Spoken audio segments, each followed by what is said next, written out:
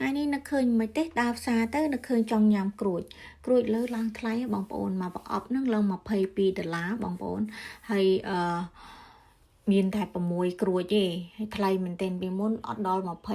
ហ្នឹងទេបងប្អូនក្រោមនឹងដូចជា18អីហ្នឹងឯងតាមខ្ញុំចាំបានហើយក៏ទិញតាមមកប្រអប់ទេបងប្អូន1គីឡូនឹងមាន6ក្រួចហ្នឹងទេហើយយកមកដល់លាងទឹកឲ្យស្អាតពុះខ្នងចេញដូចធ្វើដូចពុះ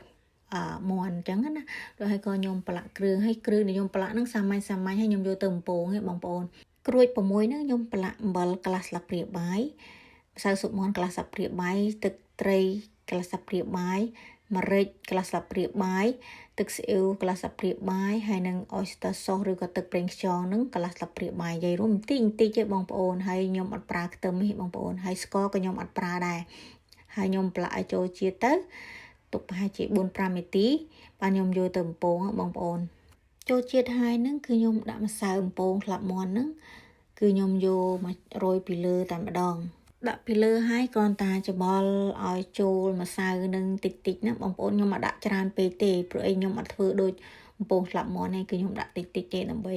បំពងគឺឲ្យស្រួយស្បែកតិចអញ្ចឹងណាបងប្អូនខ្ញុំអត់យកប្រឡាក់ម្សៅនឹងច្រើនពេកទេខ្ញុំដាក់តាមតិចហើយនិយាយពីថាពងហើយស្បែកក្រួចនឹងគឺឡើងក្រហមល្អតែម្ដងហើយខ្ញុំអត់បើកភ្លើងខ្លាំងពេកទេមុំដើម្បីកុំឲ្យខ្លោចអញ្ចឹងណាបងប្អូននិយាយពីថាក្រួចនឹងកូនពៅមិនមែនហៅក្រួចទេបងប្អូនកូនពៅហៅ fried chicken ព្រោះអីឃើញទូចអញ្ចឹងគេហៅ chick កូនមន់ណាបងប្អូនហើយគាត់មានហៅក្រួយទេគាត់ហៅកូនមន់តែម្ដងហើយគាត់ញ៉ាំអស់2ក្រួចហ្នឹងបងប្អូននិយាយពីបើកូនច្បងវិញអត់ញ៉ាំទេគេថាកូនមន់អីទូចគេចេះញ៉ាំគេចេះតែញ៉ាំស្លាប់មន់តែម្ដងហើយនៅពេលដំពងក្រួចហ្នឹងគឺខ្ញុំឆ្លៀតមកធ្វើទឹកម្រេចព្រោះខ្ញុំចូលចិត្តញ៉ាំក្រួយបំពងនឹងជាមួយទឹកម្រេចបងប្អូនហើយទឹកម្រេចខ្ញុំងាយទេបងប្អូនគឺខ្ញុំកិនខ្ទឹមសខ្ទឹមក្រហមហើយនឹងម្ទេសហ្នឹង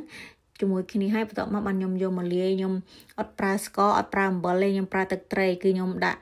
ម្រេច1ស្លាបព្រាបាយម្សៅស៊ុបមាន់កន្លះស្លាបព្រាបាយទឹកត្រី2ស្លាបព្រាបាយហើយនឹងក្រូចឆ្មាបងប្អូនអំបិលក៏ខ្ញុំអត់ប្រើស្ករក៏ខ្ញុំអត់ប្រើប៊ីចេងក៏ខ្ញុំអត់ប្រើគឺខ្ញុំចូលចិត្តញ៉ាំតែប៉ុណ្្នឹងឯងបងប្អូនរសជាតិផ្ទះខ្ញុំគឺខ្ញុំចូលចិត្តញ៉ាំអញ្ចឹងប្តីខ្ញុំក៏គាត់អត់ចូលចិត្តញ៉ាំប៊ីចេងអីដែរអញ្ចឹងហើយខ្ញុំអត់ប្រើបងប្អូនទឹកម្រេចឬក៏ក្រួយបំពងនឹងអាចធ្វើតាមចំណង់ចំណូលចិត្តប្រចាំគ្រួសាររៀងៗខ្លួននេះជាចំណង់ចំណូលចិត្តប្រចាំគ្រួសាររបស់ខ្ញុំក្រួយបំពងងាយញ៉ាំជាមួយទឹកម្រេច